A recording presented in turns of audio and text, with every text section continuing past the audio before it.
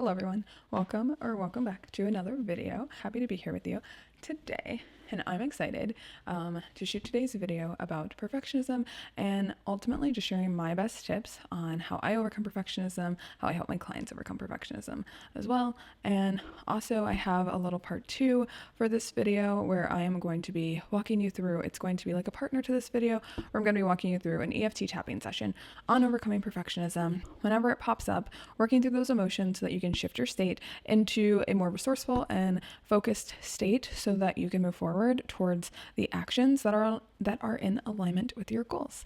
So we'll just jump right in. If you see me looking off to the side, it is because I'm just referencing my notes. I hope it's not too distracting. The first thing that I want to recommend that I do is just acknowledging the perfectionism. It's a simple, easy step. And then also part 2 to this is like we're acknowledging it, but we're also not making it a big deal. So we're saying like, oh, hey, perfectionism, I see you over there, and it's not a big deal. One of many potentials that are available to me. Even if you've been using the strategy of perfection for a long time in your life, perfectionism is not the only strategy available to you.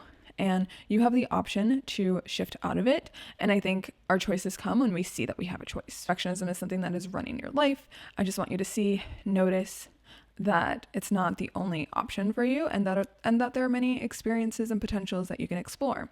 So the next tip that I have for you is that very thing of that last point. So explore those potentials, explore the other experiences that you can have. So the way I personally do this, it's very quick at this point. Like it's almost as automatic as like the thought of like, oh, I acknowledge perfectionism is coming in.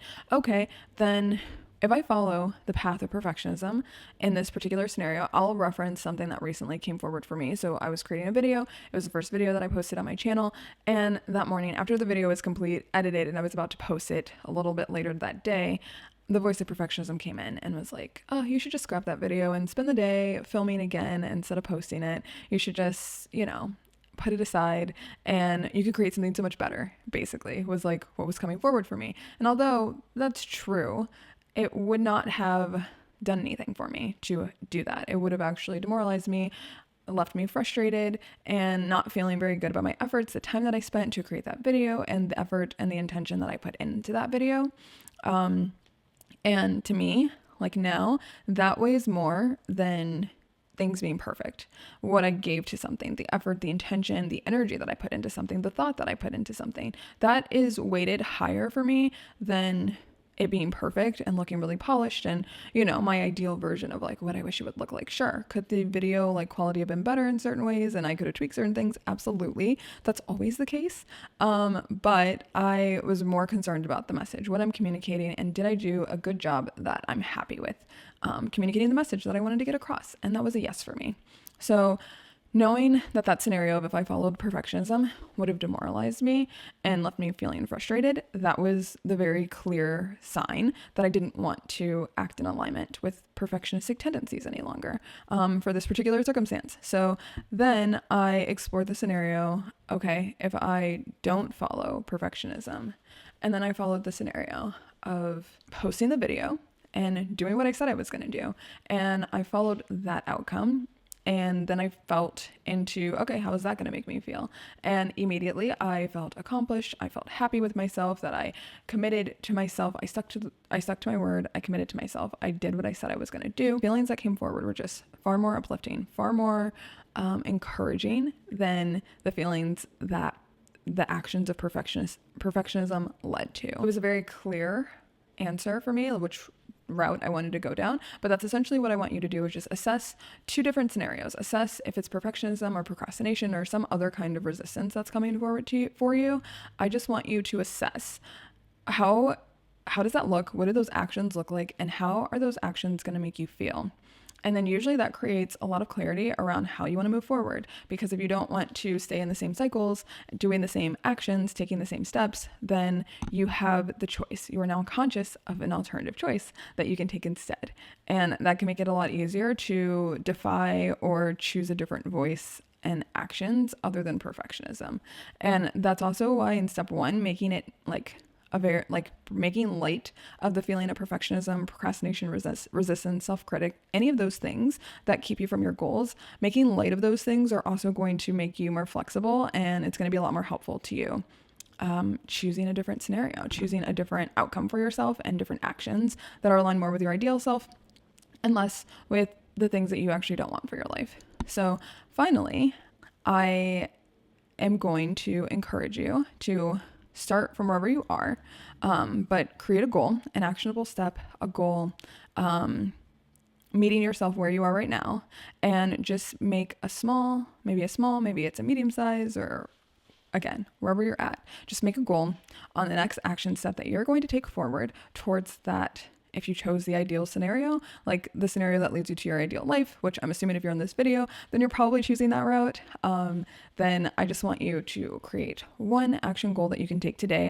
And that is how small I want the goal to be, where it feels like it's easy for you to achieve, easy for you to attain. I don't want this goal to feel like overwhelming or too big. If it's too big or overwhelming to you, that's a great sign that you just need to chunk it down and make it smaller so that you could accomplish it today, or tomorrow, and actually move forward towards the thing that you want. And then once you chunk that down, I want you to think of the next goal and find a cadence that suits you, a schedule that you can stick to easily, and you can just build momentum by accomplishing all of these. Maybe they're micro goals or micro tasks or actions. Just make sure that they're action oriented and they're things that you can do today. So maybe that's like research to gain some clarity on a particular aspect of the process. And then you're like, okay, once I'm clear on the action that I can take on this thing, then I'm actually going to take one small step in that direction. And then you schedule on a day.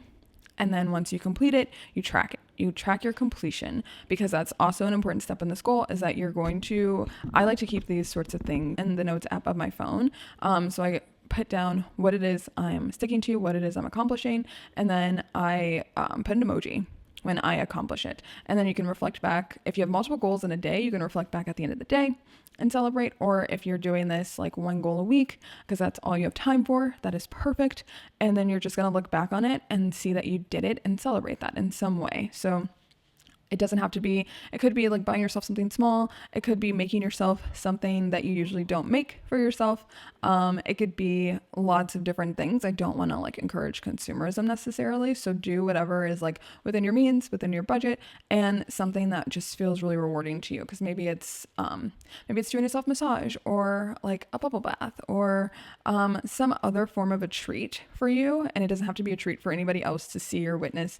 It can just be something kind that you're doing for yourself, to pour back into yourself, to acknowledge this win, to celebrate this win, because you deserve to celebrate your wins. And celebrating your wins builds momentum. So then you're going to feel really good as you stack one accomplishment onto the other, and you're just moving forward with more momentum, more confidence, more commitment to yourself and your word. Those are all great things. And you're just at a place of building. And where you begin is not where you're going to stay. You are starting small so that you can build up to bigger and bigger goals that also feel more and more achievable to you. So you're essentially building confidence, momentum, and trust. Okay, so next step, and this will be part 2 because I don't want this video to be too long, but part 2, I'm going to film a tapping video that is an accompaniment, I guess that's the word, that accompanies this video, so that you can tap along. You can click into that one and watch it. You don't have to watch this whole video just to get to the tapping part of it if that's all you've come to do. But that concludes this video. So just to recap, step 1 is you're going to acknowledge the perfectionism or the resistance that comes forward for you. You're not going to make it a big deal. You're going to bring some lightness and levity to it. And then you're going to move on to exploring the scenarios. You're going to realize in step 1 and explore more in step 2 that perfectionism or resistance is just one scenario, one possibility that you can explore. And then in step 2, you're going to go ahead and explore those scenarios, those potentials, those possibilities.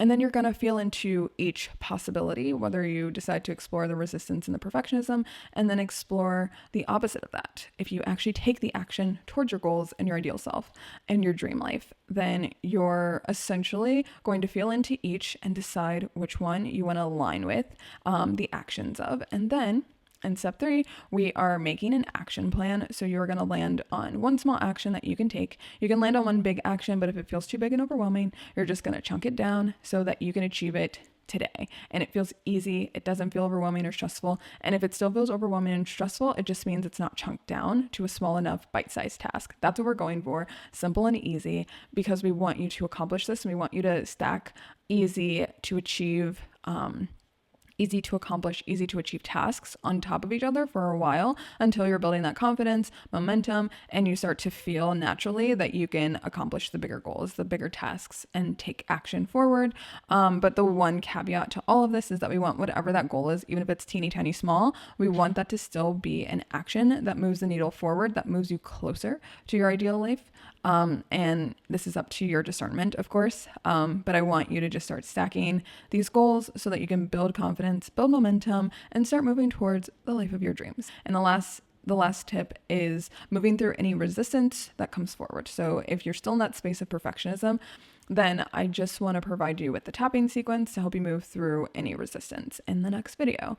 And that will be clearly labeled like Tapping to Overcome Perfectionism, Part 2 of 2, something like that will be the title. So it will be very clear, and it will be the next video after this one. So that is what I have for you today. Oh, also, I just want to mention the part about moving through resistance. So I just want to preface that if tapping is not your thing, that is okay too. You can follow my tapping video if that helps you, but my suggestion is always just to tap in to whatever feels best for you. So I'm a big fan of moving energy around in our bodies. Like a lot of the time we have to change. It's important for us to change our state. So this could look like getting up and exercising, doing something fun, moving your body, like getting the body involved, I think is like such an important thing to shifting out of these states of like resistance, perfectionism, procrastination, like doubt, things like that. So I just want to say, if tapping is not your thing, that's totally cool. Just find some way to shift the energy to move out of a state of maybe stuckness or not as productive or feeling not super productive feelings as well, and try to get into a state that is like more resourceful and is going to help you more easily move towards the things that you actually desire. That is all tapping is really doing, is shifting you from an unresourceful state, the resistance to procrastination, the perfectionism, etc., and tapping those things out by helping you to process those emotions, by focusing on them as you're tapping all the points that I will guide you through, and then shifting into a more resourceful state where you have access to your resources, you have more access to flow state, things like that, and all the internal, like beautiful internal resources that are within every single person. So that is ultimately what the goal is, what the mission is of this process that I want to share with you. But if you can find another way to do that because tapping just isn't your thing, that's great too. That's perfect. So that is all I want to encourage you and just give you that little tidbit of like, maybe exercise is your thing. Maybe, if you have children, maybe you're going to play with your children to like get out of your head and like shift and move that energy. And that's great too. Anything that just helps you shift into a more resourceful, flexible, focused state is do it. Is all I have to say. Do those things that you love already. And if you want to try tapping, then I'd love for you to tap along with me. And yeah, just let me know if these tips were helpful for you. If there's one that was your favorite that you want to give a try, I would love to hear about it. I would love to hear your experience with it and how it helped you, if it helped you. And yeah, thank you for being here with me. And I look forward to seeing you in my next video, and I will talk to you then. Bye.